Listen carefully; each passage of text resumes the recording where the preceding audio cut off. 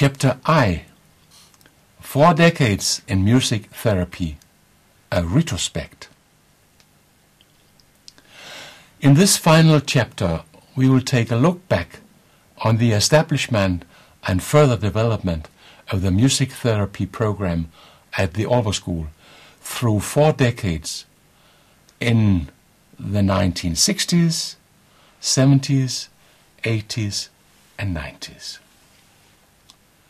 When I was employed at the Aalborg School in 1961, there was, as in the other Nordic schools for the deaf, no music on the timetable. I found it was a considerable lack in the schooling of the deaf and hearing impaired, as well in their life as such.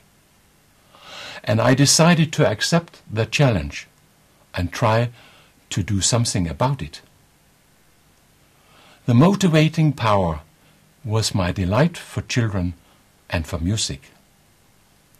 And I always had in mind that Beethoven became deaf in the middle of his unbelievable career as composer, but continued to create immortal music even when he was profoundly deaf. Study visits in Germany, Holland and Austria in the years 1961 to 1965 gave me inspiration to the establishment of a music program with rhythmical musical education and dance. By means of well-preserved audio tape recordings from 1961 and black and white videotape recordings from 1968, we gain an insight in the work with rhythmics and dance, which was called music education in the 60s.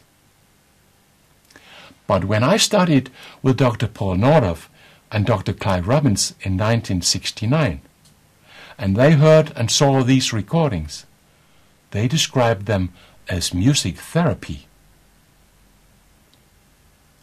The music made by the pupils and I at the Aalborg School had not only a pedagogical effect, but also a therapeutical effect.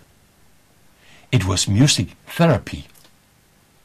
The same year, the Danish Society for Music Therapy was founded. By a celebration before Christmas in 1969, the deaf, hearing impaired and multi-handicapped children at the Aalborg School presented a Danish first performance of Goldilocks and the Three Bears, in my translation and adaptation of the Nordhoff Robbins production, in a multimedia performance. In 1970, the music therapy program at the Aalborg School was presented for the first time at the International Congress on Education of the Deaf, held in Stockholm.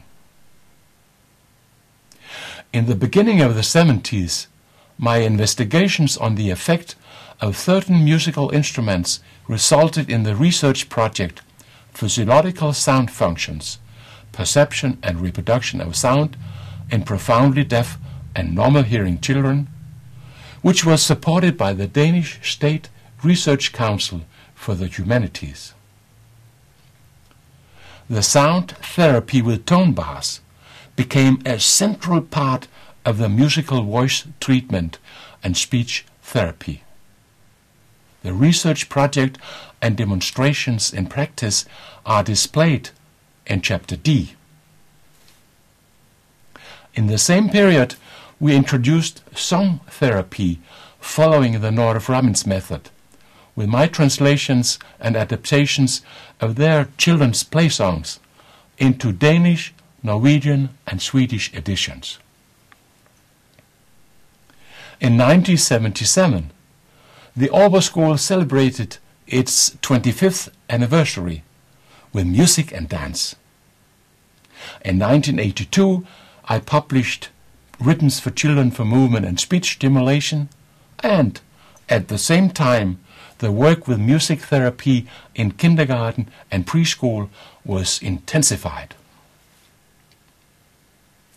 By documenting the effect of different musical instruments in the music therapy program, we succeeded in extending the entire instrumentarium to comprise also specific music therapeutic instruments.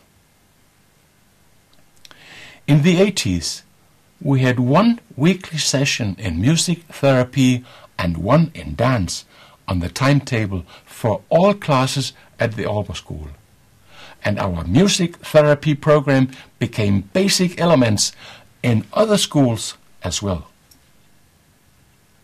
In the 90s, the interdisciplinary teamwork between the music therapy and other teams at the Aalborg School flourished. This decade is especially focused on in the previous chapters. It will be too much to enumerate in all retrospect in this final chapter. I hope that meeting once again and recalling good musical memories will lead to great joy among my former pupils and also among the former participants in my workshops.